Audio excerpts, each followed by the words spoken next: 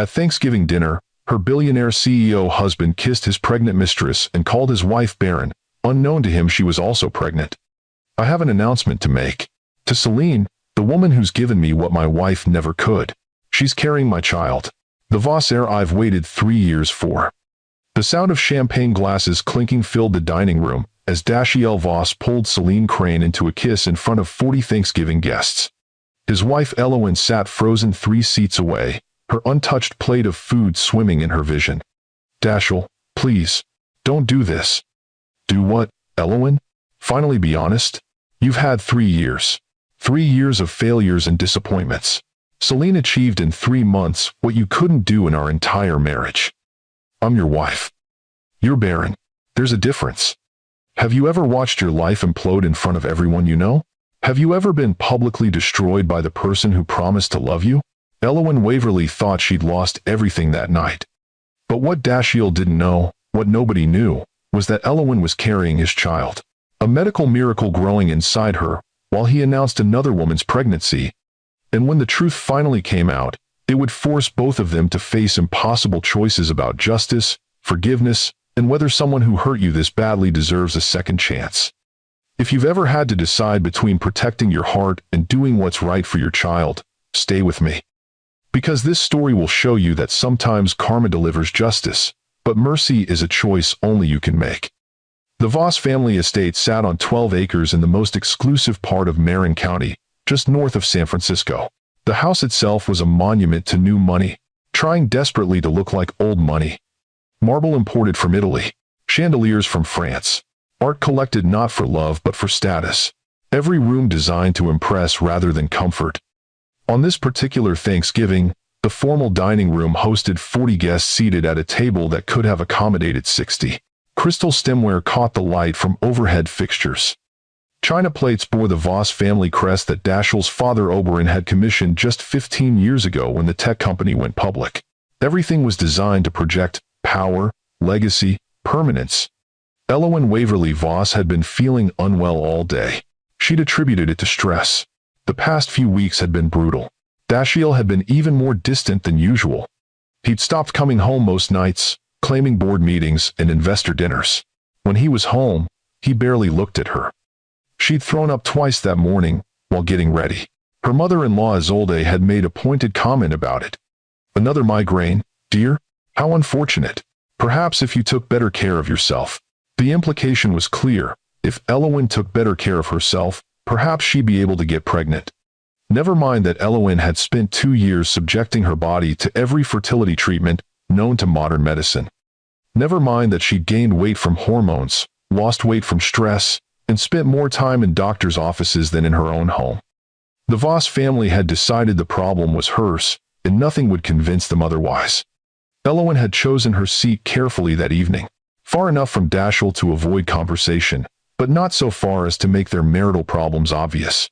She sat between one of Oberyn's business partners and his wife, people she barely knew. Across the table and 3 seats down, Dashiell sat with Celine Crane on his right. Celine was Voss Innovation's vice president of operations, a position she'd held for 8 months. She was 26, blonde, beautiful in a calculated way that required tremendous effort to appear effortless. Elowen had met her at several company events. Celine had always been polite, professional, just friendly enough to seem genuine without crossing any lines. Looking back, Elowen realized it had all been performance. The dinner progressed through multiple courses. Turkey, with all the traditional sides, wine flowing freely, conversations about business, politics, the upcoming holidays. Isolde held court, at one end of the table, Oberyn at the other. They were in their element, surrounded by wealth and influence. Elowen pushed food around her plate, her stomach churning. The smell of turkey made her nauseated. The sound of Dashiell's laugh, directed at something Celine said, made her heart hurt. When did we become strangers? She thought. When did he stop seeing me as his wife and start seeing me as a failure? Dessert was being served when Dashiell stood up. He tapped his wine glass with a knife, the sharp ring of crystal cutting through conversation. If I could have everyone's attention, I have an announcement to make. The room fell silent. All eyes turned to him. He looked confident, powerful, every inch the billionaire CEO. His dark hair was perfectly styled. His suit probably cost more than some people's cars. He had the kind of presence that commanded attention. Elowen looked up at her husband and felt dread pool in her stomach. This past year has been challenging. His eyes found Elowen across the table. Very challenging. I've had to make some difficult decisions about my future. About what I need. About what I deserve. Dashiell, what are you doing? Elowen's voice was quiet, but in the silent room it carried. He ignored her. But challenges reveal character. They show us who we can rely on, who can give us what we need. And I'm grateful to say that I've found someone who can. His hand reached for Selene. She stood beside him, and Elowen saw it. The small but unmistakable curve of her stomach. The protective way she placed her hand over it. No. The word came out of Elowen's mouth unbidden. Several guests turned to look at her. To Selene. Dashiell continued, his arm around Selene's waist. The woman who's given me what my wife never could. She's carrying my child. The Voss heir I've waited 3 years for. The announcement hit the room like a bomb. Gasps. Shocked whispers. Someone dropped a fork. Elowen heard it clatter against china, but couldn't process the sound. This can't be happening. Not here. Not like this. Selene smiled, radiant and victorious. She leaned into Dashiell's embrace. We wanted to share this news with our family. Dashiell raised his wine glass, to new beginnings. To the future of the Voss legacy. Several people raised their glasses automatically, too shocked to do otherwise. Others sat frozen. Oberyn's face was unreadable. Isolde looked triumphant. At the far end of the table, Elowen saw her grandmother Cordelia Waverly. At 72, Cordelia was still formidable. She sat perfectly still, her expression carved from ice, her eyes locked on Dashiell with something that looked like cold fury. Dashiell pulled Selene into a kiss. Not a brief, polite kiss. A claiming kiss. The kind designed to make a statement. Elowen felt something break inside her chest. Dashiell, please. She stood up, her chair scraping against the floor. Don't do this. He broke the kiss and looked at her. Really looked at her for the first time in months. His expression held no warmth. No regret. Just irritation that she was interrupting his moment. Do what, Elowen? Finally be honest? You've had 3 years. 3 years of failures and disappointments. 3 years of doctors telling us nothing is wrong, yet here we are. Childless. That's not fair.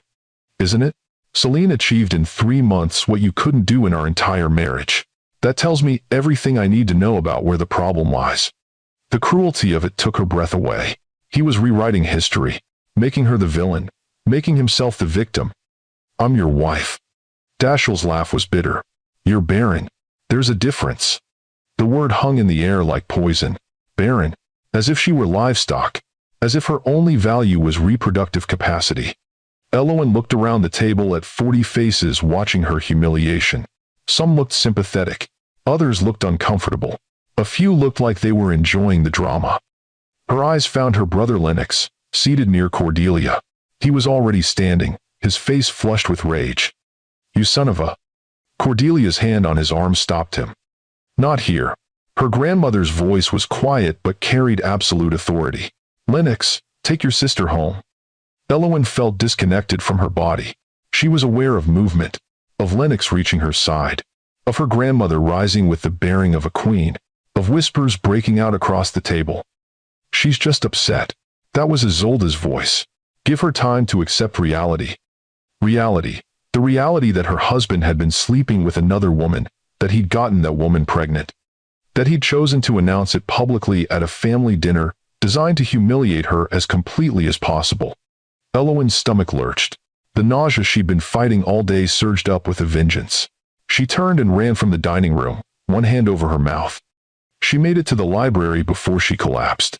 The room was dark, silent, blessedly empty. Elowen sank to the floor beside an antique desk, her back against the wood paneling, and let the sobs come. They weren't delicate tears. They were the kind of crying that came from somewhere deep and broken. The kind that hurt your chest and made your whole body shake. How could he do this? How could he do this to her? The door opened. Light from the hallway spilled in. Lennox entered first, his expression a mixture of rage and concern. He was 31, 3 years older than Elowen, and had spent their entire lives being fiercely protective of his little sister. He dropped to his knees beside her, pulling her into his arms. I'm so sorry. I'm so sorry. Did you know? The question came out broken. Did you know about her? No. I swear to you, I had no idea. If I'd known, I would have told you immediately. Cordelia entered behind him, closing the door softly. Even in crisis, her grandmother moved with grace. She'd been a force in San Francisco society for 50 years. Old money, old name, old power that didn't need to announce itself. Elowen, look at me. Elowen raised her tear-stained face to her grandmother. You will not fall apart. Not here. Not in his house. Cordelia's voice was steel-wrapped in silk. You will not give him the satisfaction of destroying you. He just announced his mistress is pregnant in front of everyone we know. Elowen's voice cracked. I think I'm already destroyed. No. You are Elowen Waverly. Your family built this city when the Voss family was still nobody. You do not break for men who don't deserve you. Lennox helped Elowen to her feet. His jaw was tight with barely controlled anger. We're leaving. Now. Pack a bag. You're not staying in this house another night. This is my home. No. Lennox's voice was firm. This is his house. Your home is Waverly Estate. With us.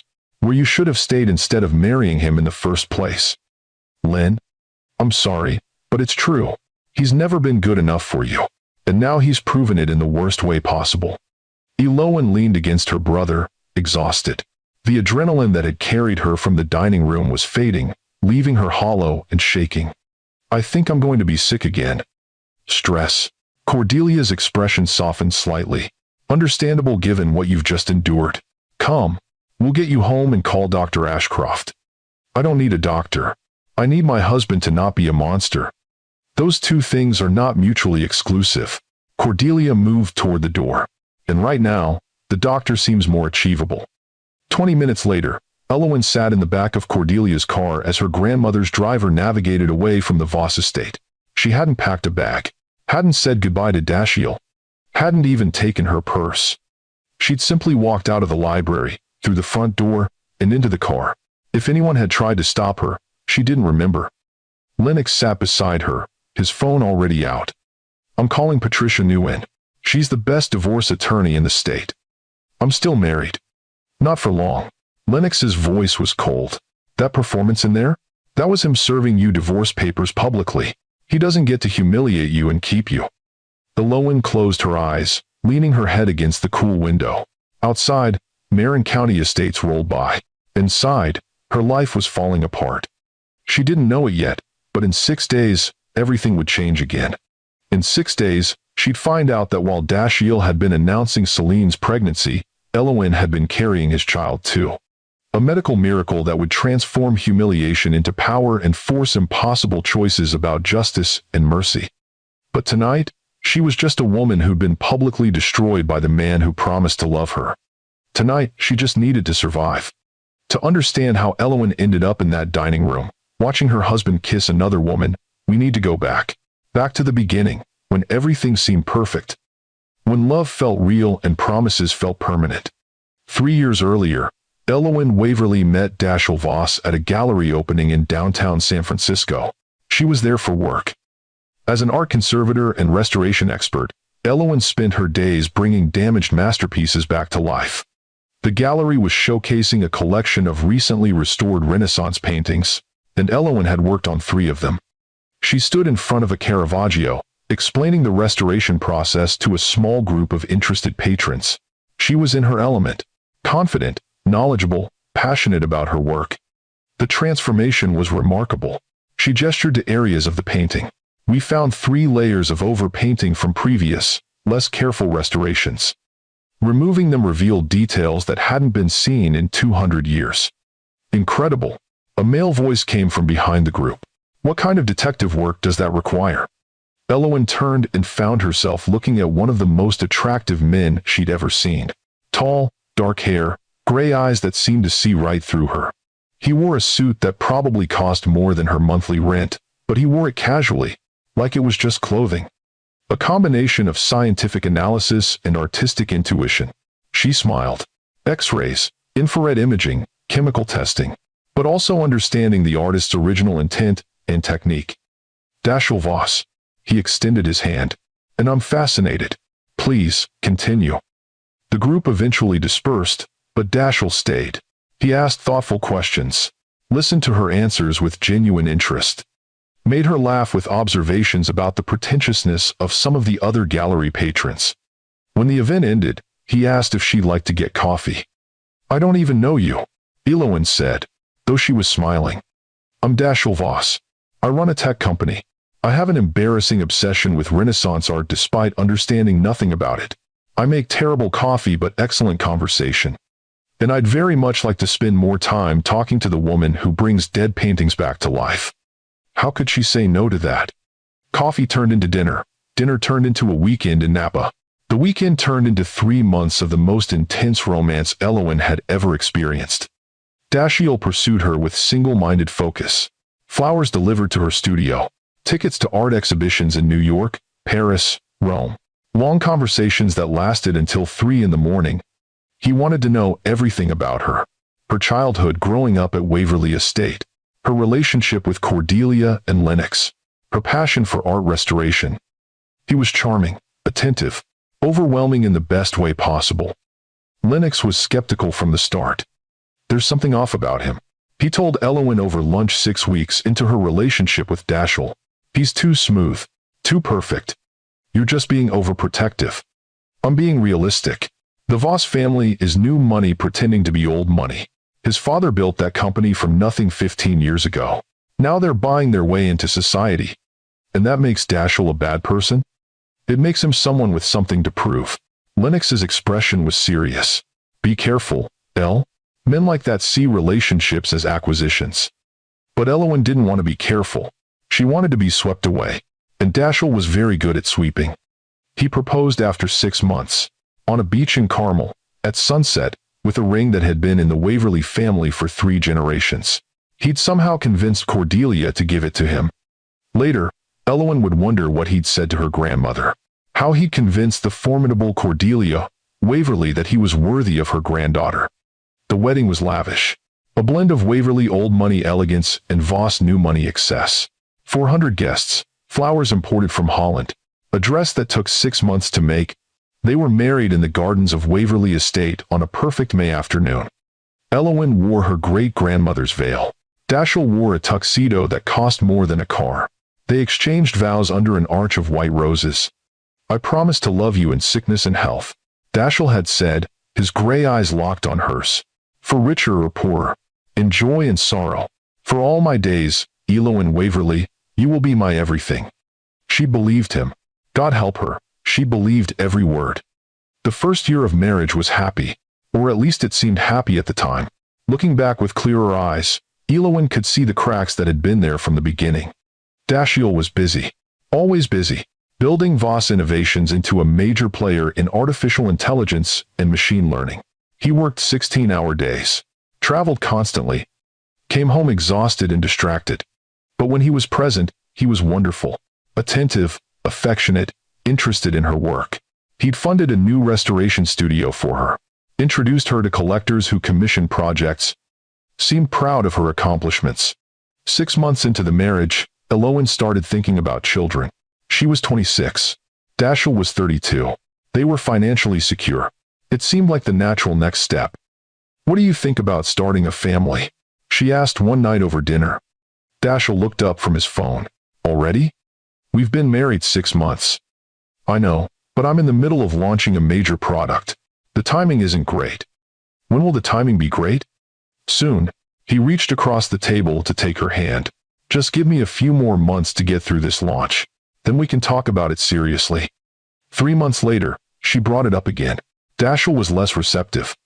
Elowen, I have investors breathing down my neck about quarterly projections. Can we table this discussion? We've been tabling it for months. Because I'm building something important. His irritation was barely concealed. Not everything revolves around your timeline.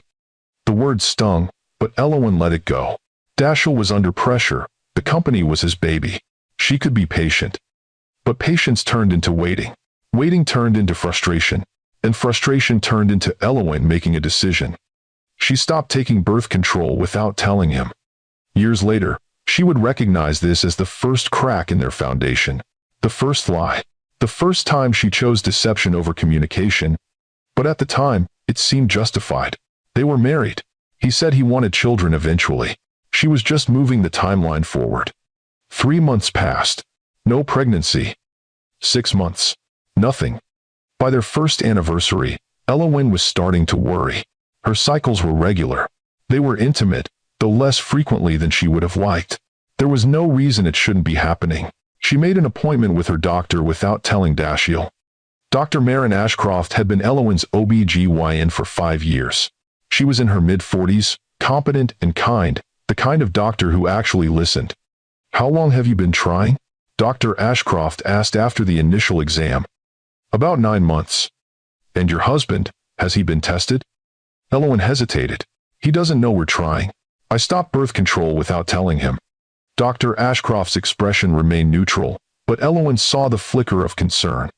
"Elowen, I can't give you medical advice if you're not being honest with your partner about your reproductive plans." "I know. It's complicated. He said he wanted children, but the timing wasn't right. I just thought if it happened naturally, he'd be happy." "That's not how healthy relationships work." "I know." Elowen felt tears threatening. "Can you just tell me if something is wrong with me?" The tests came back normal. Ovaries functioning properly. Hormones in the right ranges. No obvious barriers to conception.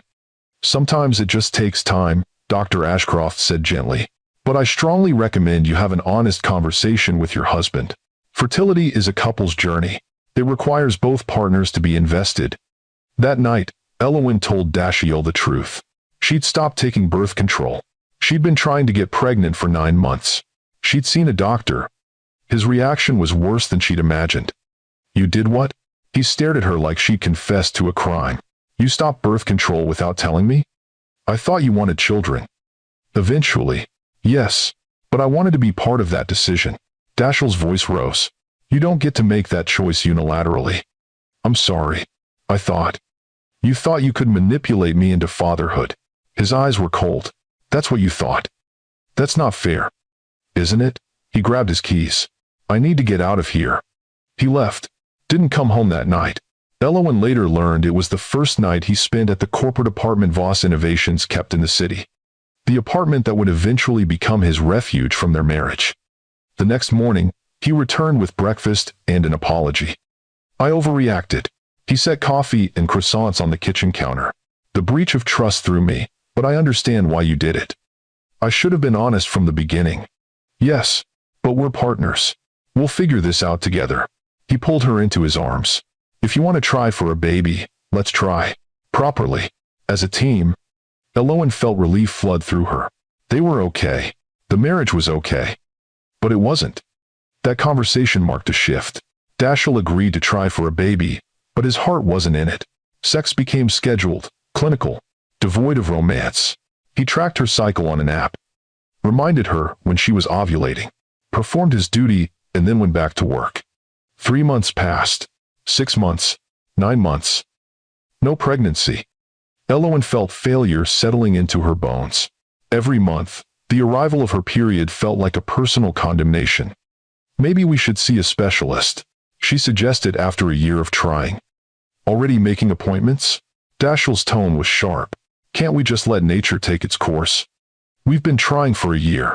That's the medical definition of infertility." "Don't call it that. We're not infertile. We just haven't succeeded yet." But the pressure was mounting. Isolde made pointed comments at family dinners. Oberon asked about grandchildren with increasing frequency. The Voss family legacy demanded continuation, and Elowen was failing to provide it. Finally, Dashiell agreed to see a fertility specialist. Dr. Raymond Chen ran a renowned clinic in San Francisco. He ordered a battery of tests for both of them: blood work, ultrasounds, genetic screening. Elowen's tests came back normal. Again, everything functioning as it should. "And your husband?" Dr. Chen asked during a follow-up appointment. "Has he completed his semen analysis?" "He's scheduled for next week." But Dashiell canceled that appointment. "And the next one.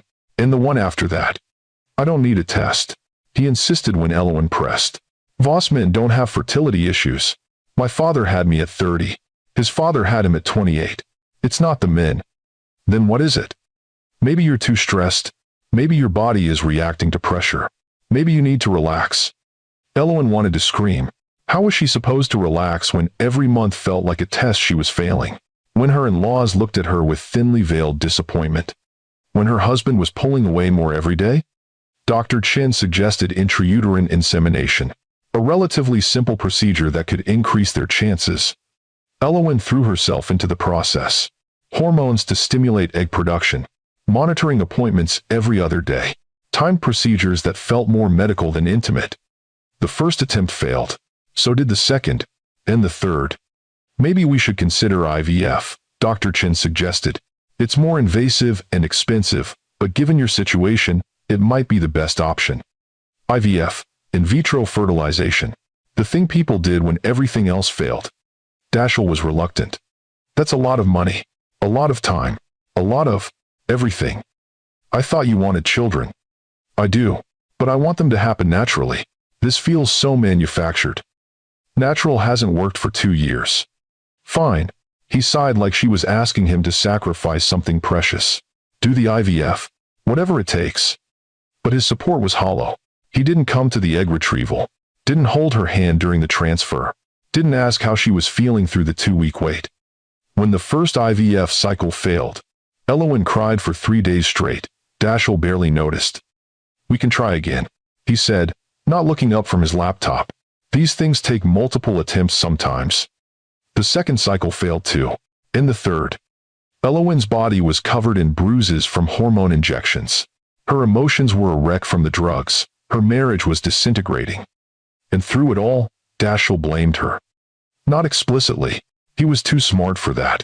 But the implication was there in every conversation. Maybe if you weren't so stressed about your work, if you ate better, if you exercised more, if you tried harder. Always if you, never if we. Elowen later learned that during this time, Dashiell had gotten his fertility tested, without telling her, had received results that showed severe oligospermia, low sperm count and poor motility, less than a 2% chance of natural conception. He'd hidden those results. Let her continue thinking she was the problem. Let her pump her body full of hormones and undergo painful procedures while knowing the issue was his. That betrayal, when she eventually discovered it, would hurt almost as much as the public humiliation at Thanksgiving dinner. But for now, she didn't know. She just knew that her marriage was dying, that her husband looked at her with disappointment instead of love, that his family treated her like a failure. The final IVF attempt was scheduled for early November, 2 years and 8 months into their marriage. Elowen went through the process mechanically. Hormones, monitoring, egg retrieval, transfer. She didn't let herself hope anymore. Hope hurt too much when it died. The 2-week wait was torture, and this time, Dashiell was even more distant than usual, working late every night, taking calls at odd hours, his phone face down on every surface. Elowen's suspicions began quietly, a wife's intuition that something was wrong beyond the fertility issues.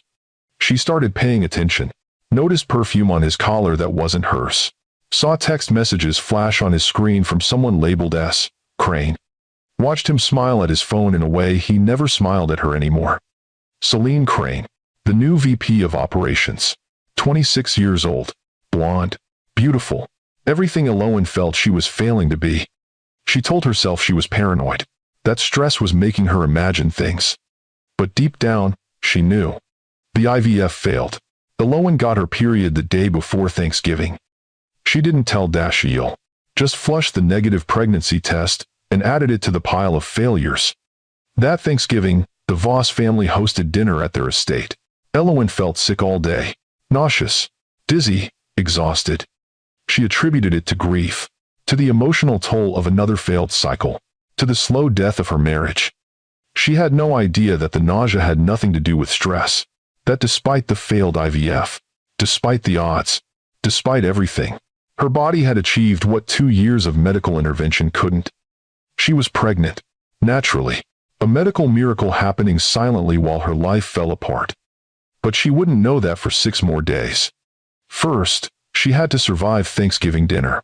She had to endure the public announcement of her husband's affair. She had to watch him kiss another woman and announce her pregnancy.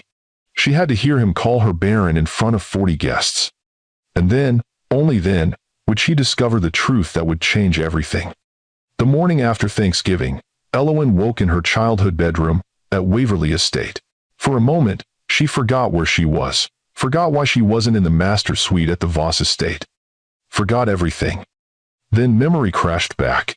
Dashiell, Celine, the announcement, the kiss, the word Baron echoing in her ears. She rolled over and buried her face in the pillow. The bedroom hadn't changed since she'd moved out at 18 to attend Berkeley. The same cream-colored walls. The same antique furniture that had belonged to her great-grandmother. The same view of the gardens where she played as a child. Coming home should have felt comforting. Instead, it felt like regression.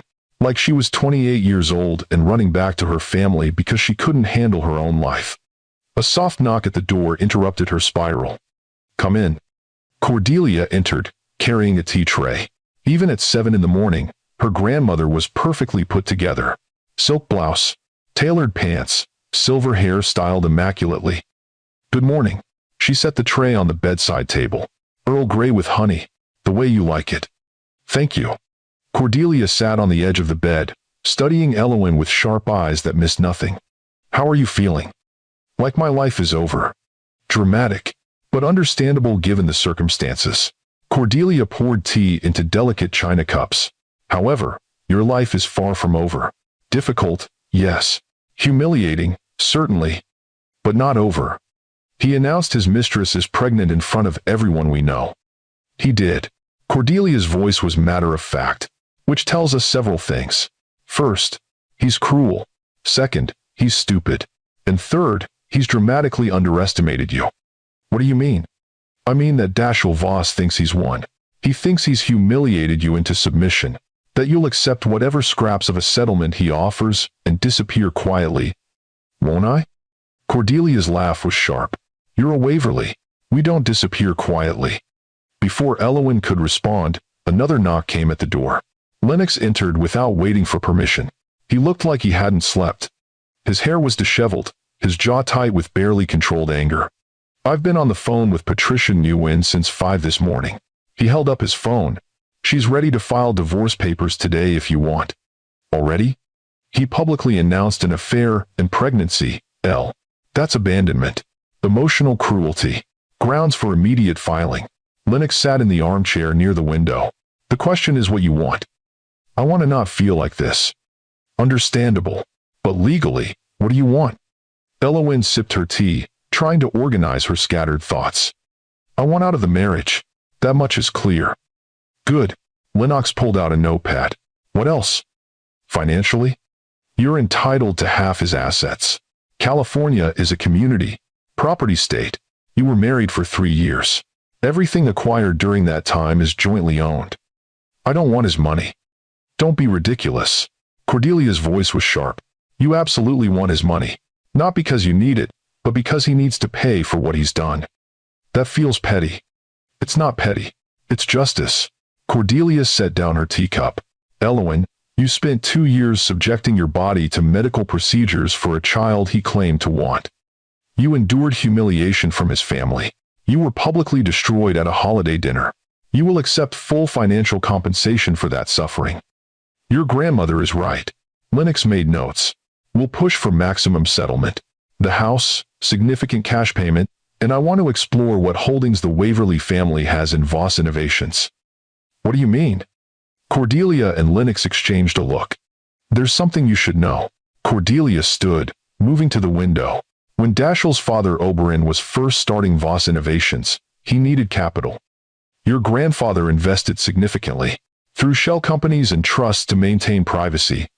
"How significantly?" 40% of the company. Cordelia turned back to face Elowen. "The Waverly family owns 40% of Voss Innovations. Dashiell has never known. Oberon does, obviously. But Dashiell believes his father built the company entirely independently." Elowen stared at her grandmother. "We own almost half his company?" "You own almost half his company. The shares are held in trust for you and Lennox. Your grandfather was very clear about that in his will." "Does this mean?" "It means you have significant power." Lennox's smile was sharp. "Board votes. Shareholder rights.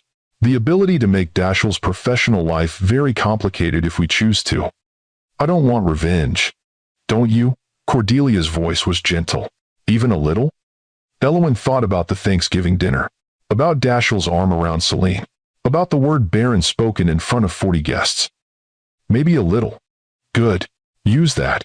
Cordelia sat back down. But strategically, your brother is going to investigate Miss Crane. I suspect there's more to her relationship with Dashiell than simple romance. What do you mean? The timing is suspicious. Lennox flipped through his notes. She joins the company 8 months ago. The affair starts shortly after. Now she's pregnant and perfectly positioned to gain access to family wealth and company secrets. It feels calculated. You think she's using him? I think we need more information before we proceed. Lennox stood. In the meantime, you need to take care of yourself. When was the last time you ate? I'm not hungry. You're also still looking pale. Cordelia studied her granddaughter.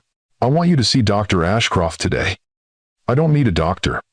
You've been under tremendous stress. You're nauseated, exhausted, emotionally drained. A checkup is prudent. Fine. Elowen agreed just to end the conversation. I'll call her office. I already made you an appointment. Cordelia smiled. For 11 this morning? Of course you did. We take care of our own. Cordelia kissed Elowen's forehead. Now rest, eat something, and let us handle the details. After they left, Elowen sat alone with her tea and her thoughts. 40% of Voss innovations. She had power she'd never known about, leverage she'd never imagined. But what would she do with it? Destroy Dashiell? That felt too vengeful, too petty. Protect herself? Absolutely. She thought about Celine Crane, about the woman who'd smiled so triumphantly while Dashiell announced her pregnancy, about the baby that was coming, the Voss heir that Elowen had failed to provide. Pain twisted in her chest, even knowing Dashiell was cruel, even wanting out of the marriage. The thought of him having a child with someone else hurt in ways she couldn't articulate. Elowen's phone buzzed. A text from a number she didn't recognize. We need to talk. About the settlement. About moving forward. Let's be adults about this. D. He was already trying to control the narrative, trying to make this civilized and clean. She typed back. Have your lawyer contact mine. We have nothing to discuss directly. His response came immediately.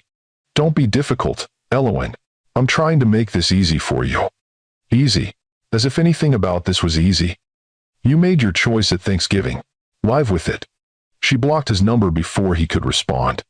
At 11 that morning, Elowen sat in Dr. Marin Ashcroft's examination room wearing a paper gown and trying not to cry.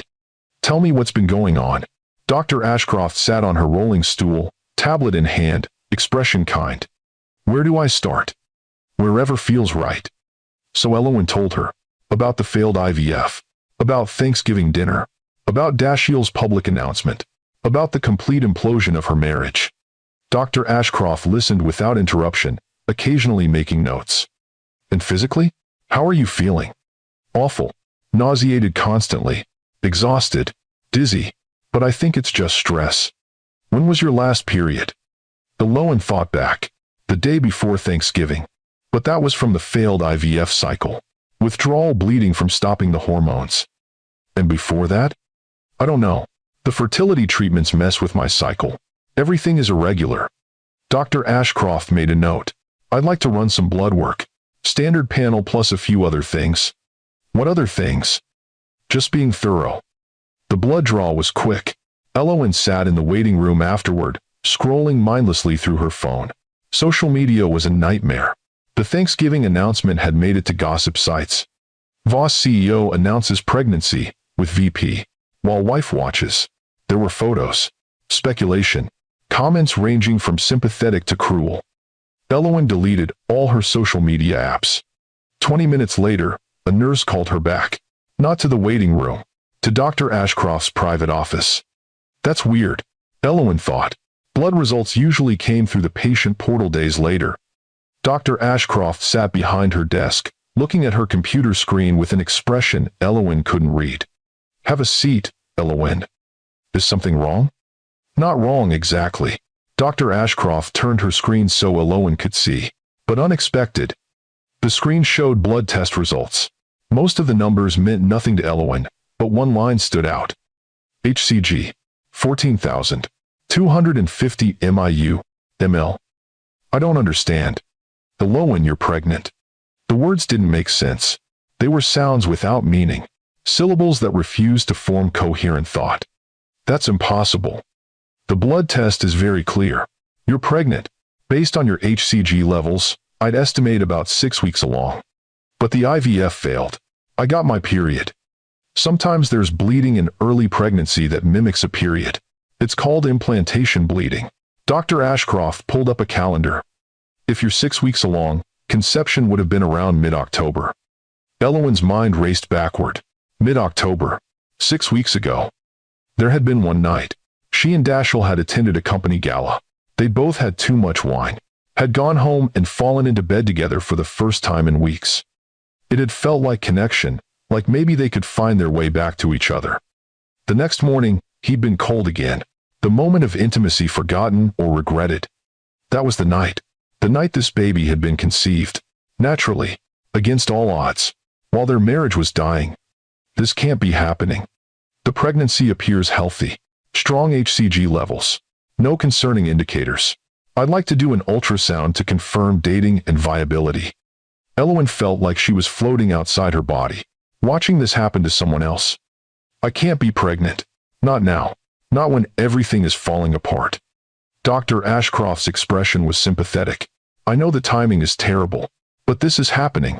The question is what you want to do about it. What I want to do? This is your choice, Elowen. Only yours. Whatever you decide, I'll support you. Elowen understood what she was saying. That options existed. That 6 weeks was early. That no one else had to know. But even as she considered it, she knew she couldn't. This baby, this impossible miracle, was hers. After 2 years of trying, of failing, of being called barren, her body had achieved what medicine couldn't. I'm keeping it. Okay, then let's do an ultrasound and start prenatal planning. The ultrasound was surreal. Lying on the table, gel on her stomach, watching the screen. Dr. Ashcroft moved the wand carefully, searching. There. She pointed to a small fluttering spot on the screen. That's the heartbeat. Elowen stared at the screen. That tiny flutter. That proof of life. Her baby, the child she'd wanted so desperately. The miracle she'd stopped believing could happen. Tears streamed down her face. Measuring 6 weeks and 2 days. Heartbeat is 128 beats per minute, which is perfect. Everything looks great, Elowen. Does Dashiell know? The question made Elowen laugh bitterly. No, and he's not going to. Not yet. Maybe not ever. Dr. Ashcroft handed her tissues. That's your choice. But legally, as the father, he has rights. He gave up his rights when he announced another woman's pregnancy at Thanksgiving dinner. Fair enough. Dr. Ashcroft printed ultrasound images. But eventually, you'll have to decide what you want to tell him and when. Elowen took the images, stared at the tiny blob that was her baby, Dashiell's baby. The Voss heir he'd claimed didn't exist. The irony was almost funny. Dashiell was celebrating Celine's pregnancy, planning for the child he thought would be his legacy. Meanwhile, Elowen carried his actual biological child. A baby conceived naturally despite his fertility issues. A medical miracle he knew nothing about. What do I do? That's up to you. But whatever you decide, make sure it's what you want, not what anyone else wants for you. Elowen left Dr. Ashcroft's office in a daze. She drove back to Waverly Estate on autopilot, her mind spinning with impossible thoughts. She was pregnant, with Dashiell's child, while he was publicly involved with another woman who was also pregnant. This was a soap opera. This was her life. Cordelia and Lennox were waiting in the library when she arrived home. One look at her face and they knew something had happened. Elowen? Lennox stood up. What did the doctor say? Elowen walked to the nearest chair and sat down heavily. She pulled out the ultrasound images and set them on the coffee table. I'm pregnant. Silence. Complete, absolute silence. Lennox picked up the ultrasound image, staring at it like it was written in a foreign language. You're what? Pregnant. 6 weeks. Healthy heartbeat. Conceived naturally the night of that company gala in October. Cordelia's expression was unreadable. Does Dashiell know? No, and I don't want him to know. Not yet. Elowen, Lennox's voice was careful. He's the father. Legally, he has rights. He's also publicly involved with another pregnant woman and called me barren in front of 40 guests. I don't owe him anything. This changes everything. Cordelia stood, pacing the library. The divorce settlement. Custody arrangements. Your leverage. I don't want to use my baby as leverage. That's not what I mean. Cordelia turned to face her. I mean, this proves that his fertility was always questionable. That you were never the problem. This pregnancy is a miracle that happened despite his medical issues. How do you know about his medical issues? Because I hired an investigator the moment you told me you were having trouble conceiving. Cordelia's smile was sharp. The results showed severe fertility problems on his end. He was tested 3 years ago and never told you. Elowen felt rage building. He knew. This whole time, he knew it was his issue, and he let me think it was mine. Which is medical gaslighting and emotional abuse. Lennox was already making notes. This changes our legal strategy significantly. I don't want legal strategy. I want my baby to be safe and healthy. Those things aren't mutually exclusive. Cordelia sat beside Elowen. But sweetheart, you need to think carefully about what comes next. When do you tell Dashiell? Do you tell him at all before the baby is born? What about custody? Child support? I can't think about that right now. You have time. 6 weeks means you're due in early July. That gives us months to plan. Elowen looked at the ultrasound image again. 6 weeks and 2 days. A tiny flutter of heartbeat. Her baby. Dashiell's baby. The baby he'd wanted so desperately that he'd destroyed their marriage. The baby he thought was impossible. The baby growing inside her, while he celebrated someone else's pregnancy. What am I supposed to do? For now? Cordelia's voice was gentle. Rest. Process this. Let your brother and me handle the investigation into Celine Crane. Let's find out exactly what we're dealing with before we make any major decisions. Investigation? Lennox nodded. Something doesn't add up about her. The timeline of the affair. The pregnancy. Her position in the company. I've already reached out to Bowen Flint. He's the best investigator in the state. You hired an investigator? The moment Dashiell pulled that stunt at Thanksgiving, Lennox's expression was grim. I want to know everything about Celine Crane. Where she came from. Who she's connected to. Whether this pregnancy is even real. You think she's lying about being pregnant? I think we shouldn't assume anything. Corporate espionage is real. Honey traps are real. Women who seduce powerful men for access to money and information are very real. But Dashiell said she's pregnant. Dashiell said a lot of things that turned out to be lies. Cordelia's voice was cold. We verify everything. Elowen leaned back in her chair, exhausted. Her life had become unrecognizable. 3 days ago, she'd been in a failing marriage. Now she was facing divorce, pregnancy, investigations, and legal battles. I can't do this. Yes, you can. Cordelia's hand on her shoulder was firm. You're stronger than you know. And you're not alone. We're here. We'll protect you and your baby. Your baby. The words settled into Elowen's chest. Not their baby.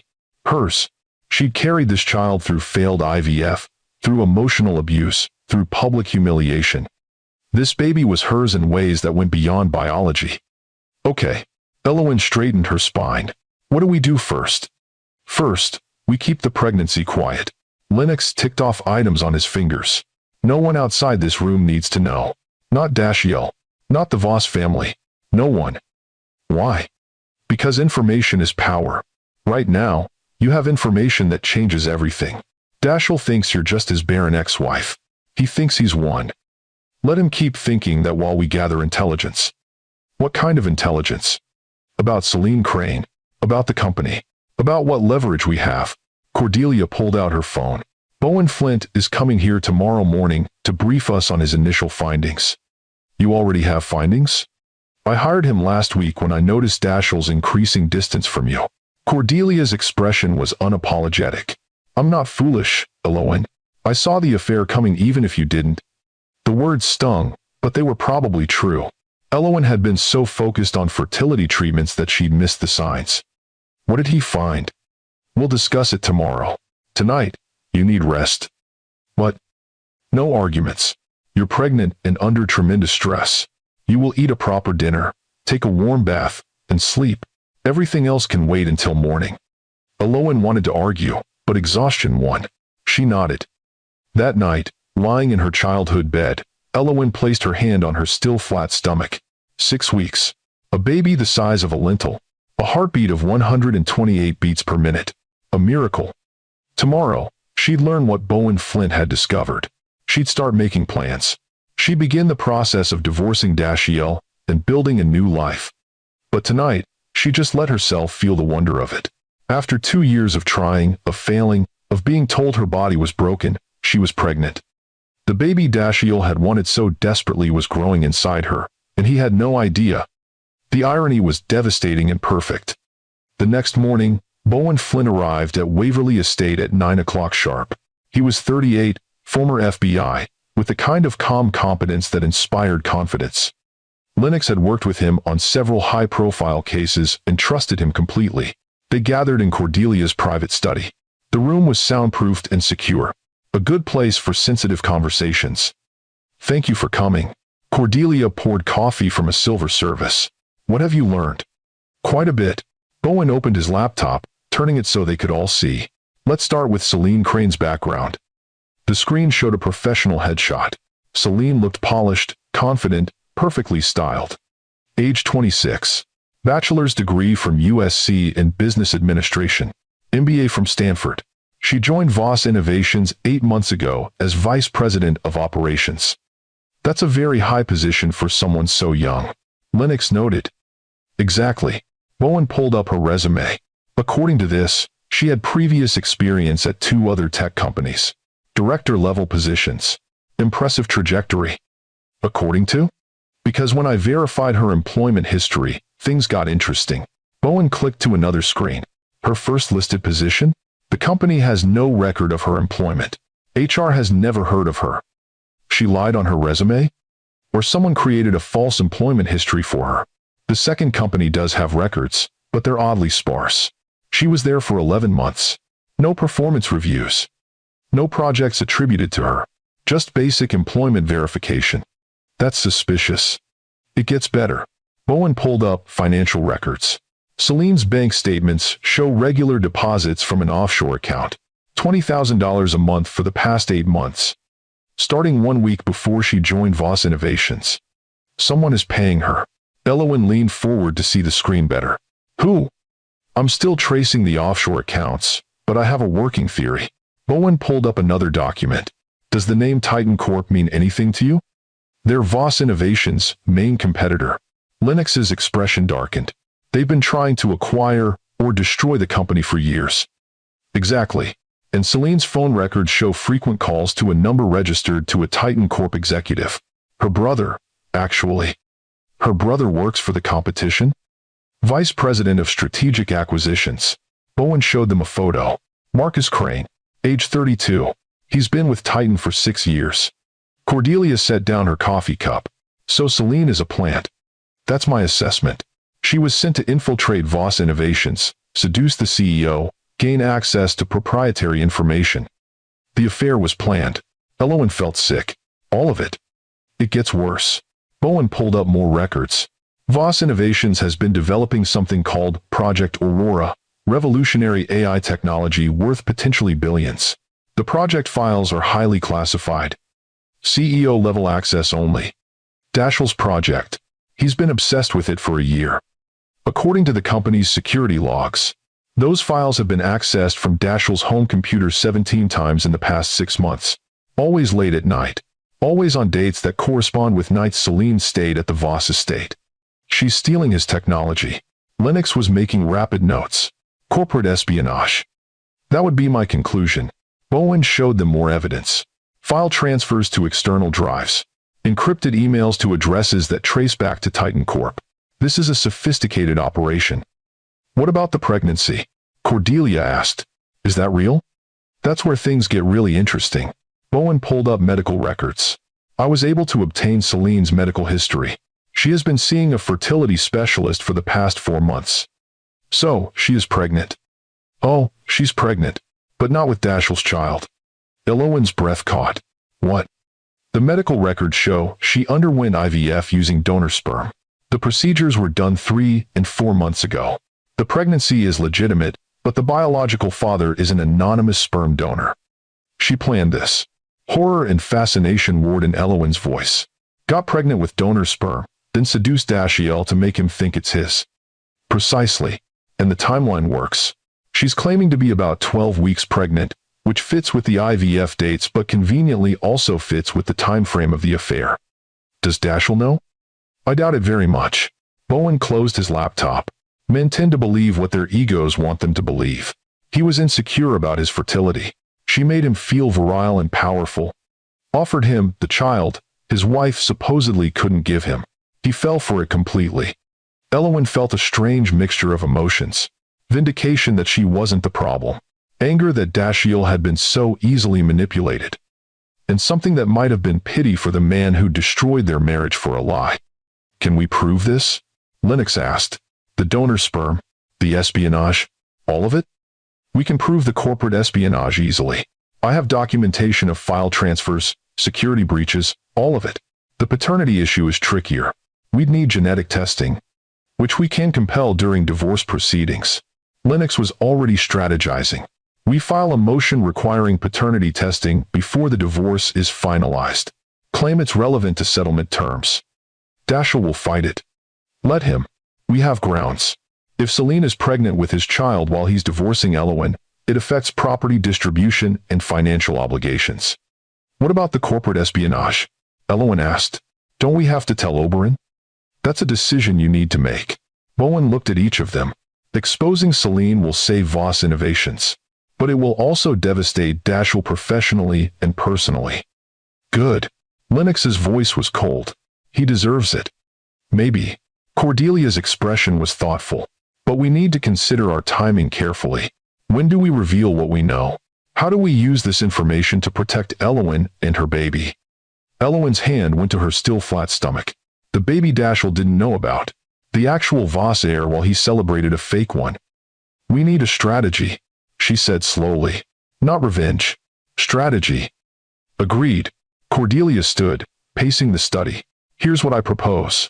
We continue gathering evidence for 2 more weeks. Build an airtight case against Selene. Meanwhile, Lennox files divorce papers, citing abandonment and adultery. That's standard. Lennox nodded. We keep Elowen's pregnancy completely confidential. No one outside this room knows. We file for a generous settlement based on the marriage assets and Elowen's emotional suffering. And the company shares? Lennox asked.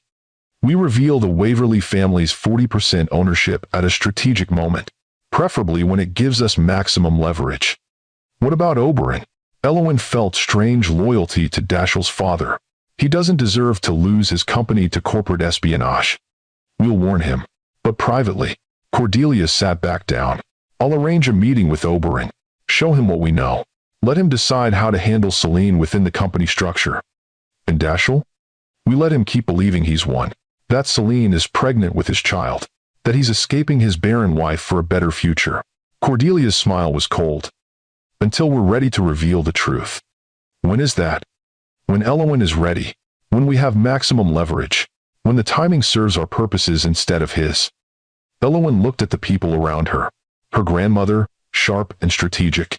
Her brother, protective and fierce. The investigator who'd uncovered truths that changed everything. She thought about Dashiell. About the man who'd called her barren. Who'd humiliated her publicly. Who'd hidden his own fertility issues while blaming her. She thought about the baby growing inside her. The miracle he knew nothing about. And she made a decision. Let's do it. Build the case. Gather evidence. And when the time is right, we show him exactly what he threw away. Good. Cordelia raised her coffee cup. To strategy. To justice. Lennox added. Elowen touched her stomach, feeling protective fierceness rise. To truth, she said quietly, whatever the cost. Over the next 3 weeks, Elowen's life became a careful balancing act. Publicly, she played the role of devastated ex-wife. Privately, she was building a case that would destroy the people who'd humiliated her. Dashiell called repeatedly. She never answered. He showed up at Waverly Estate twice.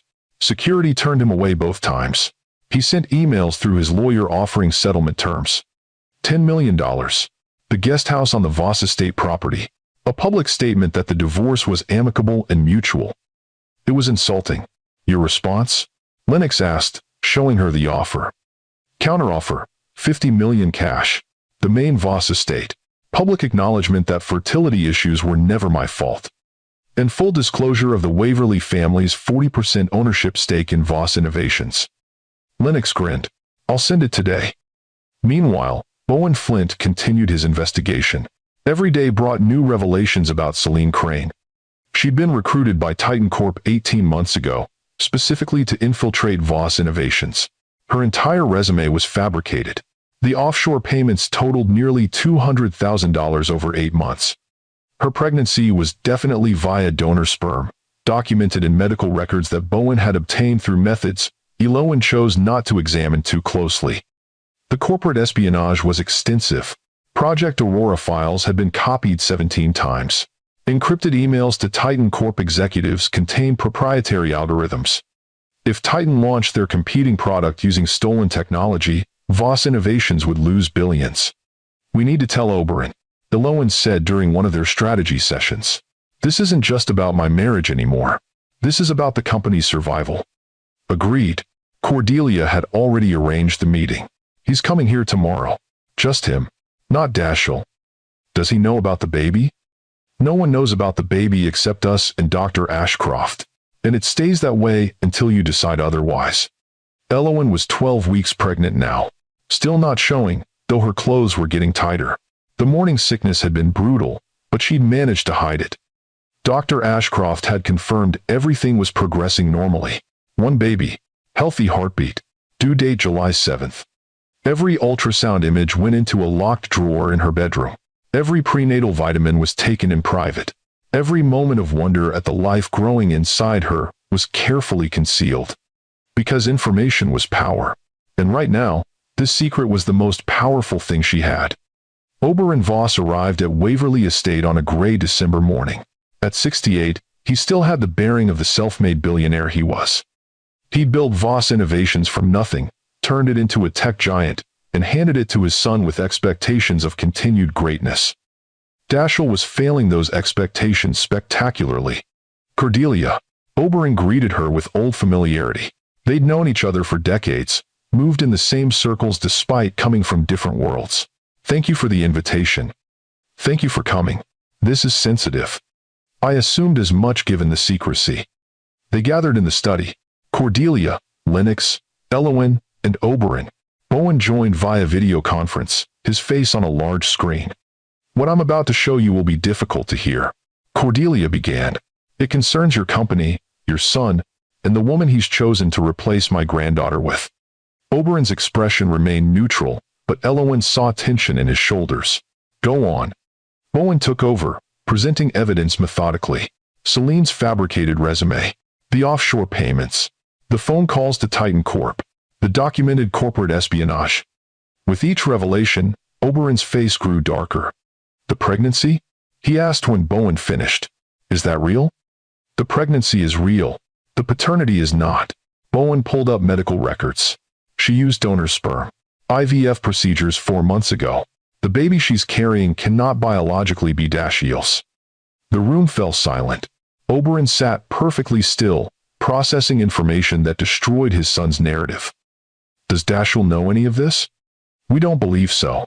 Lennox spoke up.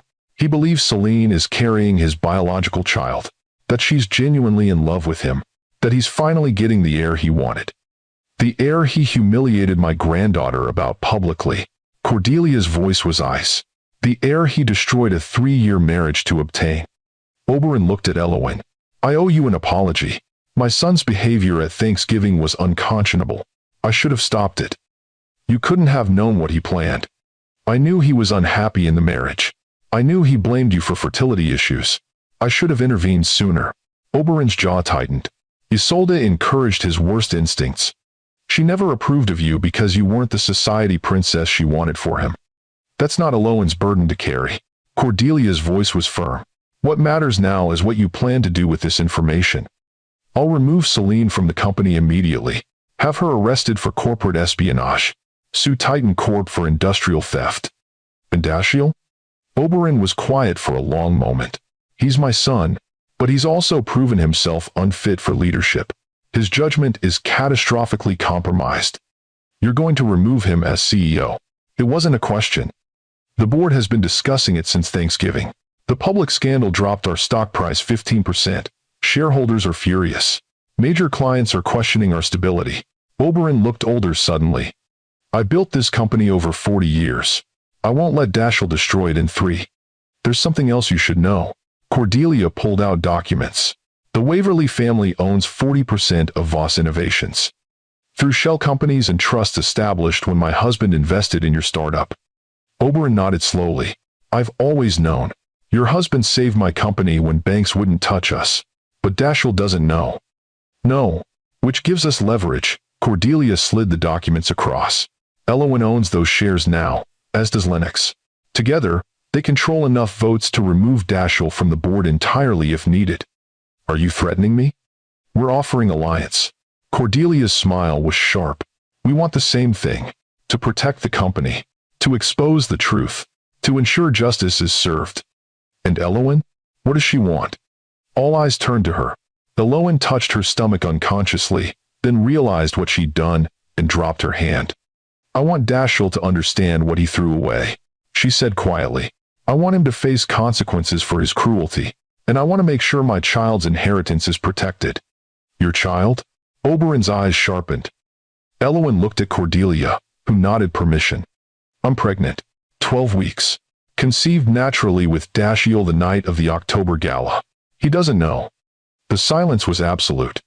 Oberon stared at her, processing. You're carrying my grandchild. Your biological grandchild. Yes, the one Dashiell thinks is impossible. The one he destroyed our marriage because he believed I couldn't give him. This changes everything.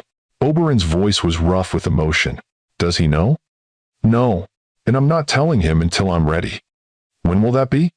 When I've decided whether he deserves to know it all. Oberon studied her with new respect. You're stronger than Dashiell ever gave you credit for. Yes, I am. What do you need from me? An alliance. We expose Selene together. Remove Dashiell from leadership together.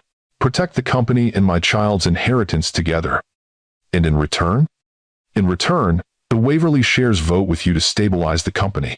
We don't destroy Dashiell publicly beyond what's necessary.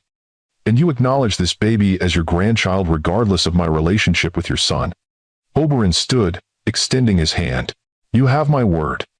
Elowen shook it, feeling the weight of their agreement. When do we move? Oberon asked. Lennox pulled out a timeline. Dashiell's lawyer filed divorce papers 2 weeks ago. We filed a counter-motion requiring paternity testing of any children born during or immediately after the marriage. He'll fight that. Let him. We have grounds. And when the test proves Selene's baby isn't his, everything falls apart. The board meeting is scheduled for January 15th. Oberon checked his calendar. That gives us 3 weeks. Can you have everything ready? We'll be ready. Bowen's voice came through the speakers. I'll have complete documentation. Video evidence. Audio recordings. Everything you need. Then we move on the 15th. Cordelia stood. Coordinated attack. You handle the board, we handle the divorce proceedings. Selene gets exposed from both sides. And Dashiell? Elowen asked. Oberon's expression was pained. Dashiell faces the consequences of his choices. After Oberon left, Elowen sat in the study feeling the weight of what they'd set in motion. Are you sure about this? Lennox asked gently. Once we do this, there's no going back. I'm sure. Elowen touched her stomach again. This baby deserves better than a father who's too blind to see what's in front of him. Over the next 3 weeks, the machinery of justice ground forward. Lennox filed increasingly aggressive divorce motions, financial discovery requests, demands for business records, the requirement for paternity testing of any children. Dashiell's lawyer responded with outrage. This is harassment. The emails were furious. Miss Waverly is using the legal system for revenge. No. Lennox's responses were ice cold. Miss Waverly is protecting her interests in a marriage her client destroyed publicly. Meanwhile, Bowen continued surveillance.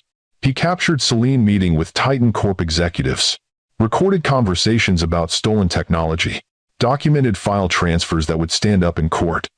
And Elowen? She existed in strange limbo. Publicly, she was the humiliated ex-wife. Paparazzi occasionally caught photos of her leaving Dr. Ashcroft's office, sparking speculation about her emotional state. Social media debated whether she deserved sympathy or had somehow failed as a wife. She ignored it all. Privately, she was preparing for motherhood, converting a bedroom at Waverly Estate into a nursery, reading pregnancy books, attending appointments where Dr. Ashcroft confirmed everything was perfect. At 16 weeks, they did a detailed anatomy scan. "Do you want to know the sex?" Dr. Ashcroft asked. Elowen stared at the screen, at the perfect little profile, the tiny hands, the strong heartbeat. "Yes. You're having a boy. A boy, a son, Dashiell's son, the Voss heir he'd wanted so desperately." The irony was devastating. Cordelia was with her, holding her hand as they watched the screen. "He's perfect." Her grandmother's voice was thick with emotion. "He is. What will you name him?" "Not Dashiell," Elowen said firmly. "Nothing from the Voss family. He's mine." "Good." Elowen thought for a moment. Reverie. It means daydream. Something beautiful and impossible that somehow became real. Reverie Waverly. Cordelia tested it. "I like it. No Voss. Just Waverly. As it should be." The week before the board meeting, Dashiell tried one last time to reach Elowen. He showed up at Waverly Estate, unannounced, somehow bypassing security. Elowen was in the garden, hands on her small but growing bump, when she heard his voice. "Elowen, please, I just want to talk." She turned. Dashiell stood 20 feet away, looking haggard. He'd lost weight, had dark circles under his eyes, looked nothing like the confident CEO who'd kissed Celine at Thanksgiving. "You need to leave. My lawyer said no direct contact. I need you to understand. I made a mistake. Several mistakes. But we can still be civilized about the divorce." "Civilized?" Elowen's laugh was bitter. "You want civilized? After what you did?" "I was cruel at Thanksgiving. I know that. I was angry and frustrated, and I took it out on you in the worst way possible. You called me barren in front of 40 people. I was wrong." Dashiell took a step closer. "You weren't the problem. The fertility issues, they were complicated. We both contributed." "Stop." Elowen held up her hand. "Don't you dare try to rewrite history now. You blamed me for 2 years. Put me through hell. Let everyone believe I was defective. I was protecting my ego. It was wrong." "Your ego? This was never about your ego. It was about your cruelty." "Elowen, please, can we just talk about the settlement? Your lawyer is being unreasonable with these demands. $50 million. The estate. Public acknowledgement of the truth. Those demands are perfectly reasonable given what you did. The estate is my family home. And I live there as your wife. I decorated it, maintained it, hosted events there. I earned it. This is ridiculous." Dashiell's frustration broke through. "You're being vindictive." "No, I'm being fair. You get Celine and her baby. I get adequate compensation for 3 years of emotional abuse." "It wasn't abuse, wasn't it? Medical gaslighting, blaming me for fertility issues that were yours. Public humiliation, emotional cruelty. What would you call it?" Dashiell was quiet. When he spoke again, his voice was different, smaller. "I'm sorry. I truly am. I know that doesn't fix anything, but I am sorry." Elowen studied him, saw something that might have been genuine remorse. But it was too late. "Celine is pregnant with your heir. You're getting everything you wanted. Why do you care about the settlement terms?" "Because you were my wife. I loved you once." "Not enough." The words hung between them. "What happened to us, Elowen? You chose status over substance, an heir over a partner, pride over love. And you? What did you choose?" "I chose survival.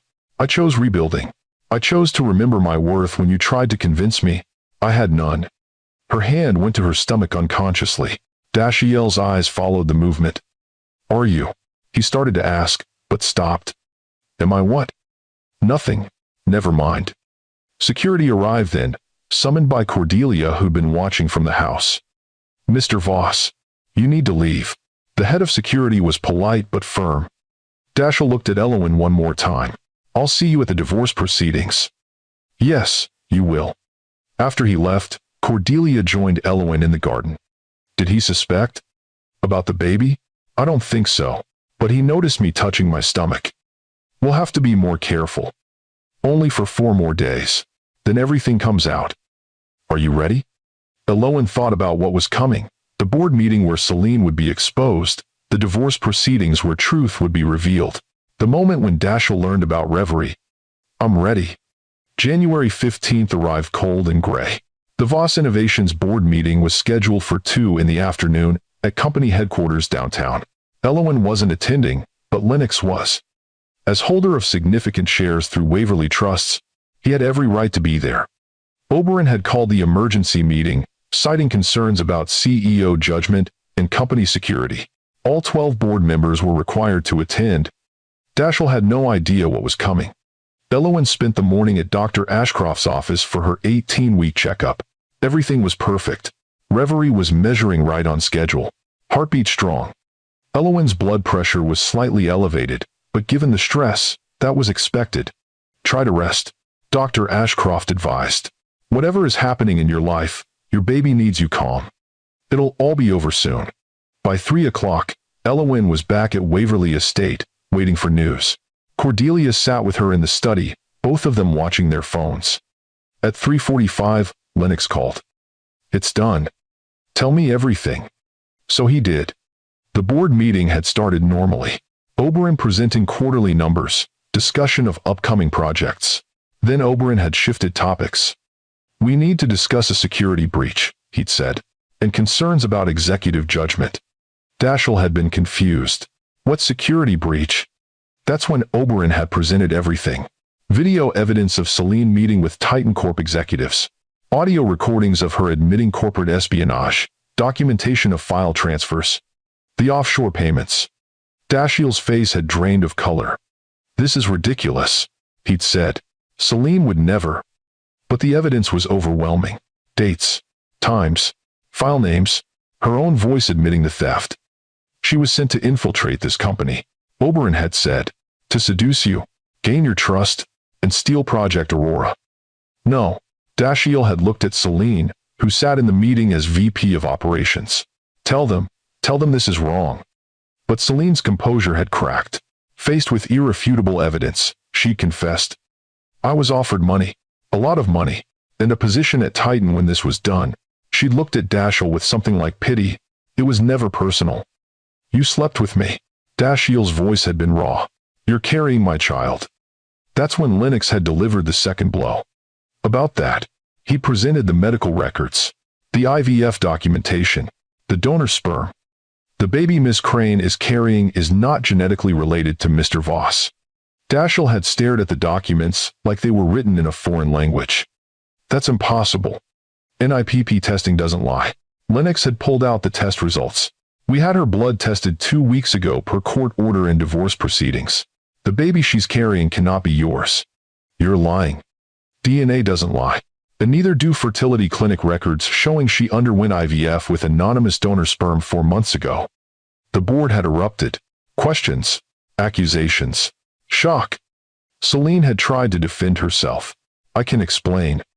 But there was no explanation that made this better. Security had escorted her from the building. Oberon had called for a vote. All in favor of removing Celine Crane from her position and referring this matter to law enforcement? 12 hands went up. Unanimous. Then Oberon had turned to his son. Dashiell, your judgment has been catastrophically compromised.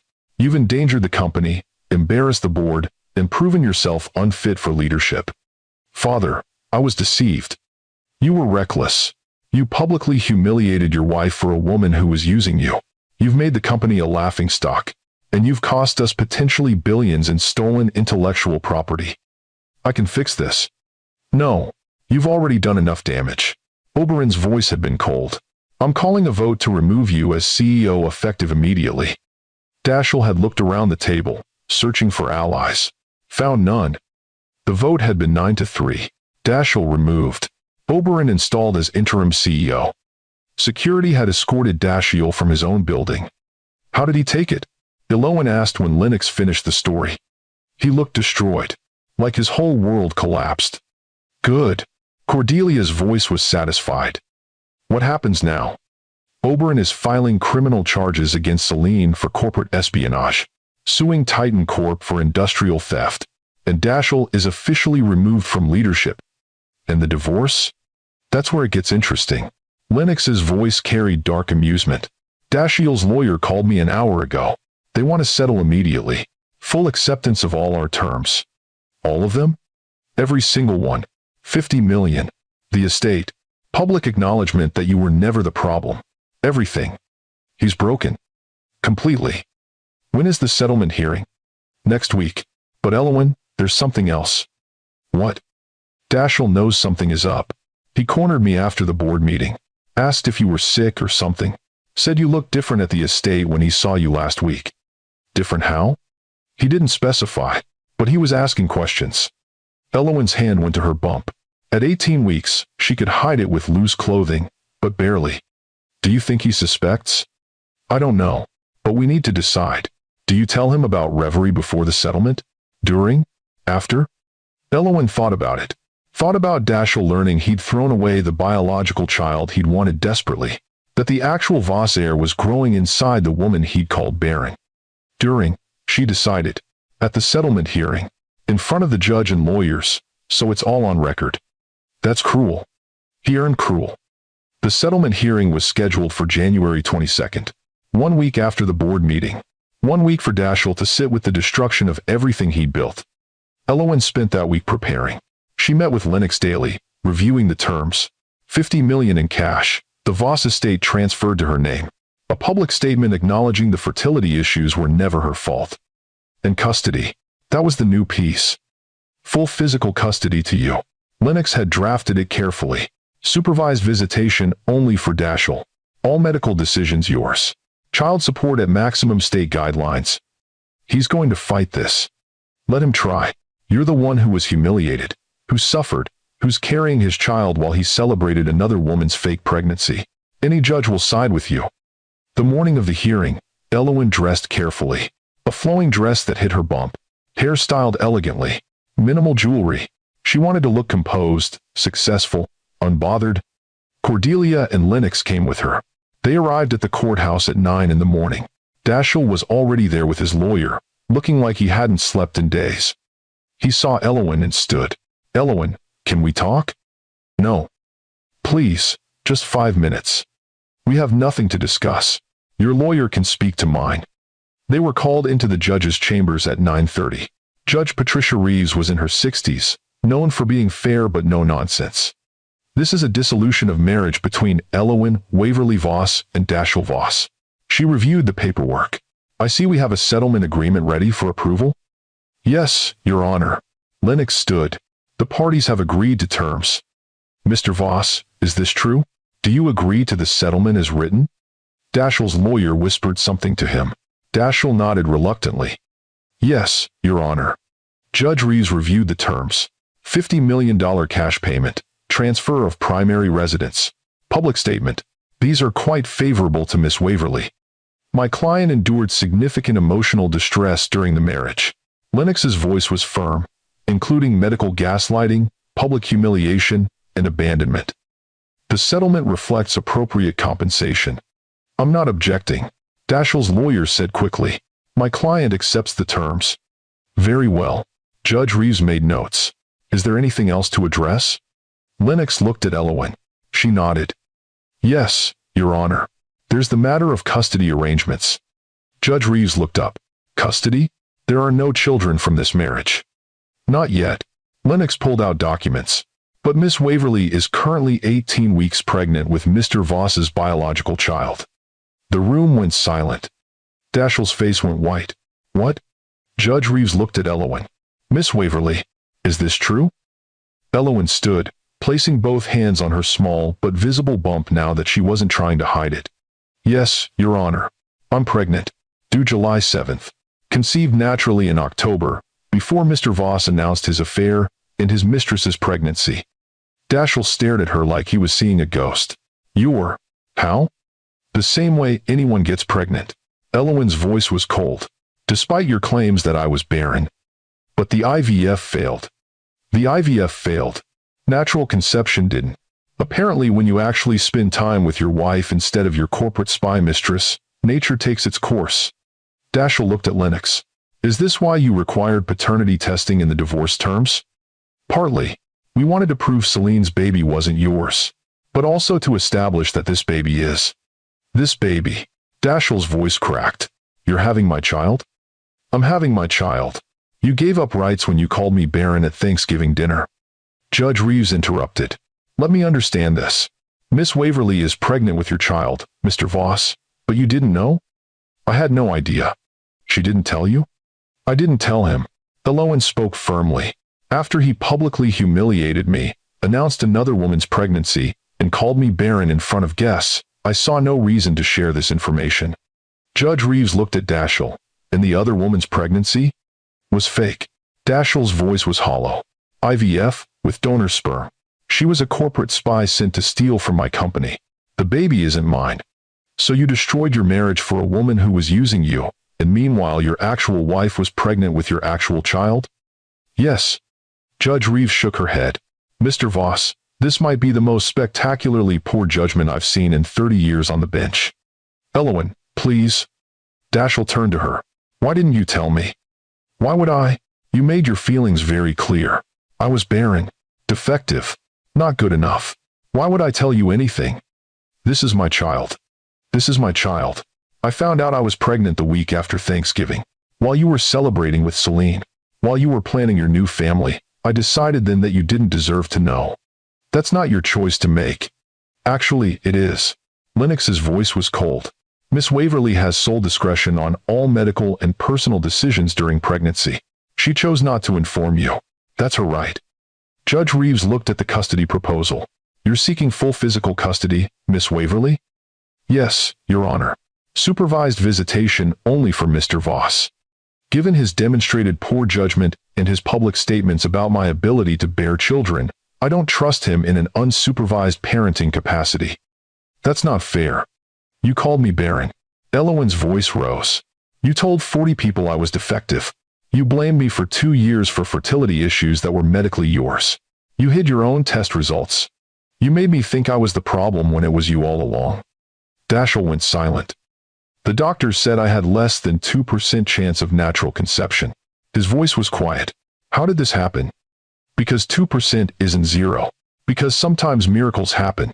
Because nature doesn't care about your statistics. Judge Reeves reviewed the custody terms. Given the circumstances, I'm inclined to grant Miss Waverly's requests. Full physical custody. Supervised visitation. All major medical and educational decisions require her approval. Your Honor, that's extremely restrictive. Dashiell's lawyer tried. Your client publicly humiliated Miss Waverly, called her Baron, and announced another woman's pregnancy. He demonstrated catastrophically poor judgment. These terms are appropriate. What about child support? Maximum state guidelines. Judge Reeves made notes, which given Mr. Voss's income should be substantial. Your Honor, I want to be part of my child's life. Dashiell's voice broke. Please. Then you'll show up for supervised visitation. You'll attend parenting classes. You'll prove over time that you can be trusted. Judge Reeves looked at him sternly. Parental rights are earned, Mr. Voss. Not granted automatically just because you contributed DNA. The settlement was finalized. 50 million transferred to Elowen's accounts. The Voss estate put in her name. Public statement drafted and released. Then custody terms established for a baby who wouldn't be born for 5 more months. Dashiell tried to approach Elowen as they left the courthouse. Please, can we just talk? We just did. In front of a judge. That's all the talking we need. I want to be at the birth. No? Elowen? You don't get to be there. You weren't there for the first 18 weeks. You won't be there for the rest. This pregnancy is mine. The baby is mine too. Biologically. That's where your claim ends. Lennox stepped between them. My client has made her position clear. All communication goes through me from now on. I have rights. You have supervised visitation once the baby is born. That's what your judgment earned you. Elowen walked away without looking back. Behind her, she heard Dashiell's broken voice. I'm sorry. I'm so sorry. But sorry didn't change anything. The next 5 months passed in strange dichotomy. Publicly, Elowen was the triumphant ex-wife. The settlement made headlines. Voss CEO's ex-wife wins major settlement after affair scandal. She became a symbol of wronged women everywhere. Privately, she was preparing for motherhood. The nursery at Waverly Estate was perfect. Soft blues and greens. Sustainable furniture. Books lining the shelves. A rocking chair by the window where Cordelia had rocked Elowen as a baby. Oberyn visited regularly. He'd been devastated to learn about Reverie, about the grandchild growing while Dashiell celebrated a fake pregnancy. But he'd embraced the situation with grace. "I know Dash will hurt you terribly," he told Elowen, "but I hope you'll let me be part of this child's life." As his grandfather, yes. As Dashiell's father, that's more complicated. "I understand. I'll earn it." And he did. He brought thoughtful gifts, baby books written by renowned pediatricians, a trust fund that would ensure Reverie's education and future, genuine interest in Elowen's pregnancy. Dashiell, by contrast, existed in a kind of purgatory, removed from CEO position, working in a reduced role at the company under his father, living in a corporate apartment because Elowen owned the estate, alone because Selene was facing criminal charges. He sent letters to Elowen. She didn't read them. Lennox screened everything. He's apologizing, begging to be at doctor's appointments, asking about the baby's development, Lennox reported, offering to pay for everything. He's already paying maximum child support. That covers everything. What do you want me to tell him? Nothing. Elowen's hand rested on her very pregnant belly. Let him sit with what he's done. But at 28 weeks, something changed. Elowen woke at 3 in the morning with strange pains, not contractions exactly, but concerning enough that Cordelia called Dr. Ashcroft. "Come to the hospital." The doctor's voice was calm but firm. "We need to check things out." At the hospital, tests showed Elowen's blood pressure was dangerously high. Preeclampsia. Not severe enough for immediate delivery, but concerning. "You need complete bed rest." Dr. Ashcroft was clear. "No stress, no activity. We're trying to get you to at least 34 weeks before delivery." "That's 6 weeks away." "I know. It'll be boring, but it's necessary." Cordelia moved into full protective mode. Hired nurses. Rearranged Waverly Estate to put everything Elowen needed on the first floor. Coordinated schedules. And Oberyn, because he was Reverie's grandfather, got updated. "Is there anything she needs?" he asked Cordelia during one of his visits. "Rest. No stress. Which means keeping Dashiell away. He's asked every day if he can visit. The answer is no." But Dashiell didn't give up. 3 weeks into Elowen's bed rest, he showed up at Waverly Estate with Oberyn. He insisted. Oberyn looked apologetic. Said he has something he needs to say. Elowen was propped up in the library, surrounded by pillows and books. At 31 weeks pregnant, her belly was enormous. Reverie was active, constantly moving. She could see limbs pressing against her skin. Dashiell stopped in the doorway when he saw her. His face went through a dozen emotions. Wonder, regret, pain. "You're beautiful." The words came out broken. "I'm pregnant. It's different. Can I come in?" Elowen looked at Cordelia, who hovered protectively nearby. 5 minutes. Elowen agreed. That's all. Dashiell entered like he was approaching something sacred.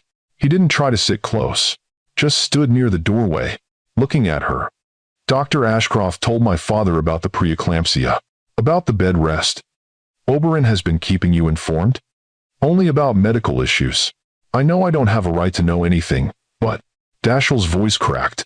"That's my baby you're carrying. Even if I don't deserve to know, I need to know if you're both okay." "We're fine. Managed carefully, but fine. Would it be okay if I..." Dashiell gestured helplessly toward her belly. Elowen understood what he was asking. "No, you don't get to touch my stomach. You don't get that intimacy." "Okay, I understand." Dashiell sank into a chair across the room. "I just needed to see you, to know you were all right. Now you've seen. You can leave." "Elowen, please. I know I have no right to ask for anything, but can I just talk? For 5 minutes?" Elowen nodded reluctantly. "I've spent every day for 6 months thinking about Thanksgiving. About what I did. About how spectacularly I destroyed everything." Dashiell's hand shook. "I let insecurity about my fertility turn into cruelty toward you. I let my family's expectations matter more than your feelings. I fell for a woman who was using me because she made my ego feel good. Yes, you did all those things. I went to therapy. Real therapy. The kind where you have to face ugly truths about yourself. Dashiell looked up. Want to know what I learned? What? That I sabotaged our marriage from the beginning. That I blamed you for my inadequacies. That I never really learned to be vulnerable or honest. That I destroyed the best thing in my life because I was too afraid to admit I wasn't perfect. Congratulations on your self-awareness. Elowen's voice was cold. Does it change anything? No, but I needed you to know. I needed you to understand that none of it was your fault. You were an incredible wife, patient and loving and forgiving beyond what I deserved. And I repaid that with cruelty. Why are you telling me this? Because you're about to have my son, our son. And I needed you to know that when he asks someday why his parents aren't together, you can tell him the truth. That his father was too broken to appreciate what he had. Reverie kicked hard. Elowen winced, pressing her hand to the spot. Dashiell was on his feet instantly. Are you okay? Do you need Dr. Ashcroft? I'm fine. He's just active. We're having a boy. I thought you knew. Oberyn told me. But hearing you say it, Dashiell's eyes filled with tears. A son. Named Reverie Waverly. No Voss. Just Waverly. I understand. Do you? Elowen looked at him. Do you understand that you'll be a stranger to him? That supervised visits once a month don't build relationships? That he'll call Oberyn Grandpa but won't know what to call you? I know. And I deserve that. But I'm asking anyway. Please, let me try to be his father. You'll have to earn it. I know. I'll do anything. Take any parenting class. Follow any restriction. Show up for every scheduled visit. Whatever it takes. Elowen studied him. Saw genuine transformation. But transformation didn't erase the past. We'll see. After he's born. After I've recovered. We'll revisit custody arrangements based on your behavior. Thank you. Dashiell's relief was visible. That's more than I deserve. Yes, it is. Dashiell stood to leave, then paused. What's he like? Reverie? Active. Strong. Stubborn. He doesn't like it when I lie on my right side. He kicks constantly when I eat anything sweet. And his heartbeat sounds like thunder. He sounds perfect. He is. After Dashiell left, Cordelia sat beside Elowen. You're softening toward him. Maybe a little. But it doesn't change anything. He destroyed our marriage. Humiliated me. Made me believe I was worthless. But he's genuinely remorseful. Remorse doesn't earn forgiveness automatically. He'll have to prove himself over years, not months. And if he does? Then maybe Reverie will have a father who's present. But I'll never trust Dashiell as a partner again. That's gone. At 34 weeks, Elowen's preeclampsia worsened. Dr. Ashcroft made the call. We need to deliver. Today. It's too early. 34 weeks is viable, and your blood pressure is dangerously high. We risk seizure if we wait. So, on a Tuesday in late June, 6 weeks before her due date, Elowen went into the hospital. Cordelia was with her. Lennox. And, because Elowen gave permission at the last minute, Oberyn. Dashiell waited in the hallway. Not allowed in the delivery room, but present. The delivery was fast. 1 hour of labor. Then Reverie Waverly entered the world at 6 pounds 2 ounces, screaming with outrage at being evicted early. He's perfect. Dr. Ashcroft placed him on Elowen's chest. Small but healthy. Good lungs. Elowen looked at her son. At Dashiell's gray eyes and a tiny face. At the dark hair. At the perfect rosebud mouth. Hi, baby, she whispered. Hi, Reverie. I'm your mama. Cordelia cried. Lennox took photos. Oberyn looked at his grandson with naked emotion. Can I see him? Dashiell's voice came from the doorway. Elowen looked up. Dashiell stood just outside, his face pressed to the window, tears streaming down his face. She nodded to the nurse, who brought Reverie to the window so Dashiell could see.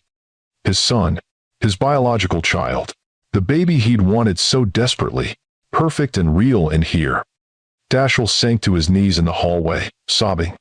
But he didn't get to hold Reverie that day, or the next. That intimacy had to be earned. 1 year later, Elowen sat in the gardens of Waverly Estate watching Reverie take his first steps. He was 13 months old, chubby and happy, with Dashiell's coloring and Elowen's smile. Look at you, little man. Lennox cheered as Reverie wobbled 3 steps before landing on his bottom. Reverie laughed, that belly laugh that made everyone around him smile. Cordelia watched from her chair, queen of all she surveyed. The gardens, the estate, the family she protected with steel and strategy. A car pulled up. Dashiell, arriving for his weekly visit.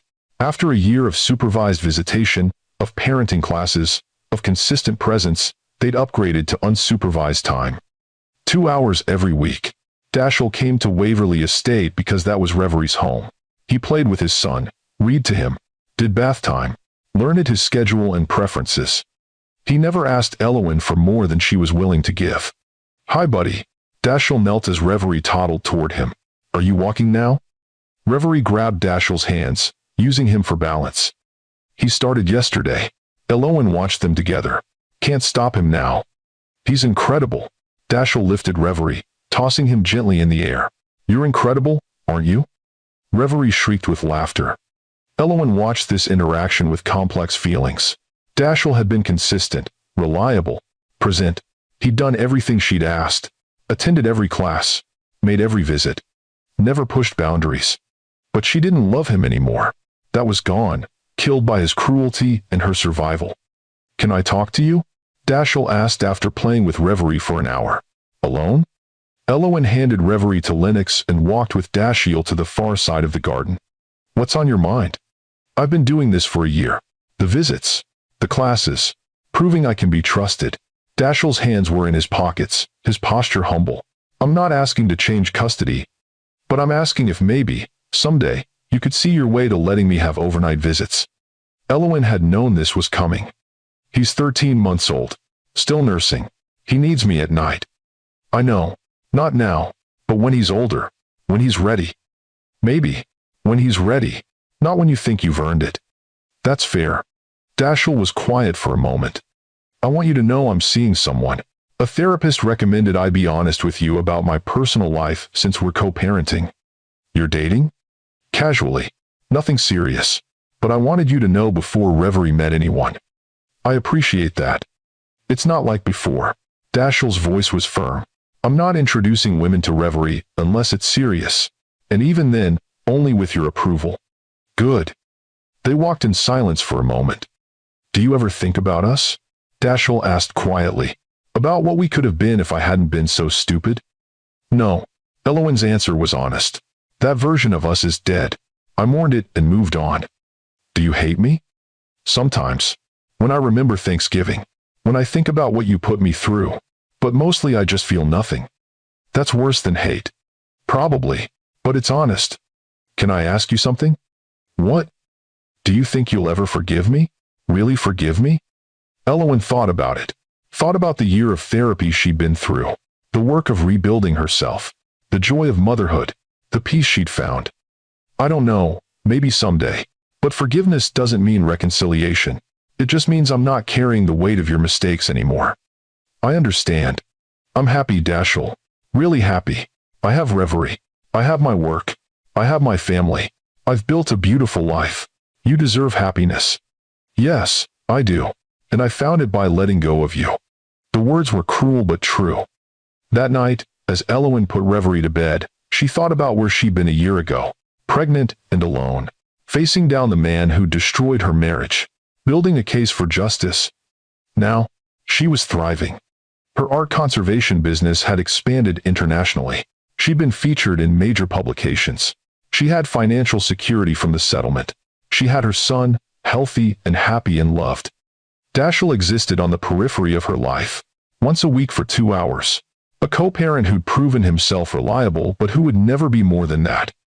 And that was enough. Reverie deserved to know his father, but Elowen didn't know Dashiell anything beyond supervised access to their son. The Thanksgiving after Reverie's first birthday, Cordelia hosted dinner at Waverly Estate, a smaller affair than the Voss family's lavish display 2 years ago. 40 guests had become 15. Intimate and warm. Lennox was there with his new girlfriend, several of Elowen's friends, Dr. Ashcroft, Bowen Flint, Oberon, and Dashiell, invited for a 2-hour window per their custody agreement. He arrived with a thoughtful gift for Reverie. Not expensive, but appropriate. A A set of wooden blocks Reverie had shown interest in.